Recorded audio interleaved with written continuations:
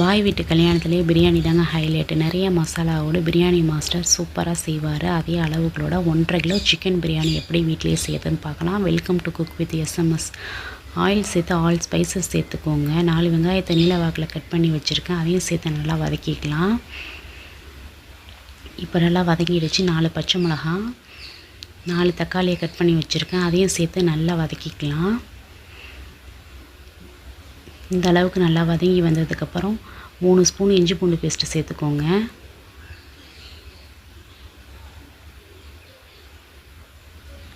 சேர்த்து பச்சை வாசனை போகிற அளவுக்கு நல்லா வதக்கிக்கலாம். வீடியோ ஸ்கிப் பண்ணாமல் பாருங்கள், அப்போ தான் சரியான அளவுகள் உங்களுக்கு புரியும்.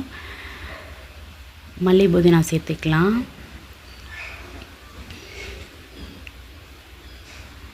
இப்போ மசாலா ஐட்டம்லாம் சேர்த்துக்கலாம். 1 ஸ்பூன் மிளகாய்த்தூள், 1 ஸ்பூன் மஞ்சத்தூள் சேர்த்து அதையும் சேர்த்து நல்லா வதக்கி விடுங்க.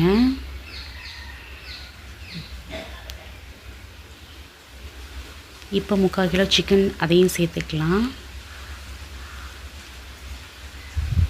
சிக்கனில் நல்லா உப்பு இறங்கணும். இப்போ தேவையான உப்பு சேர்த்து நல்லா சிக்கனில் படும்படி கிளறி விடுங்க. நம்ம சேனல் இப்போ தான் ஃபஸ்ட் டைம் பார்க்குறீங்கன்னா மறக்காமல் சப்ஸ்கிரைப் பண்ணி ஒரு குட்டி லைக் பண்ணுங்கள். இப்போ மெயினான மசாலா சேர்த்துக்கலாம்.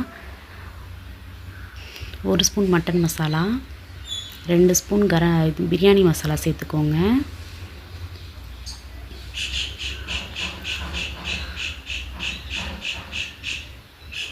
ரெண்டு ஸ்பூன் கரம் மசாலா,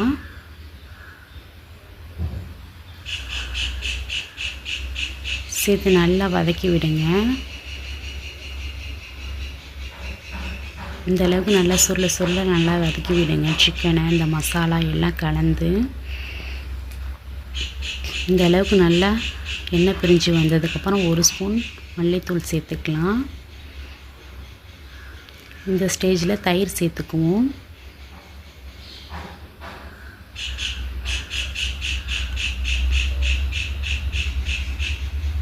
சேர்த்து நல்லா கிளறி விடுங்க.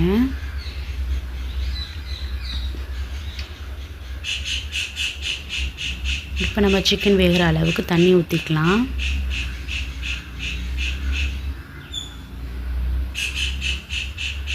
சிக்கனை மூடி போட்டு வேக வச்சிடலாம். நான் விறகடுப்புக்கு மாற்றி எடுத்துகிட்டு வந்துட்டேன். விறகடுப்பில் செஞ்சாக்க பிரியாணி சூப்பர் டேஸ்ட்டில் இருக்கும். நல்லா புளிங்கி நல்லா சூப்பராக உதிரியாக இருக்கும்.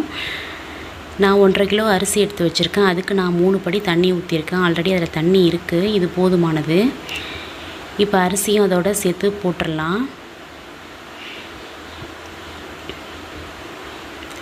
போட்டு ஒரு கிளறி உப்பு எப்படி இருக்குன்னு பார்த்துக்கோங்க. எனக்கு உப்பு கம்மியாக இருக்குது, நான் அதனால் உப்பு கொஞ்சம் சேர்த்துருக்கேன்.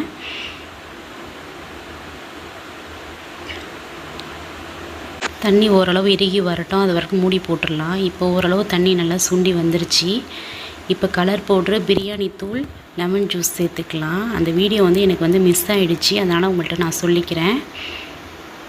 இப்போ நல்லா எல்லாமே சேர்த்து கலந்து ஒரு கிளறி விடுங்க. கிளறி மூடி போட்டு தம் போட்டுடலாம்.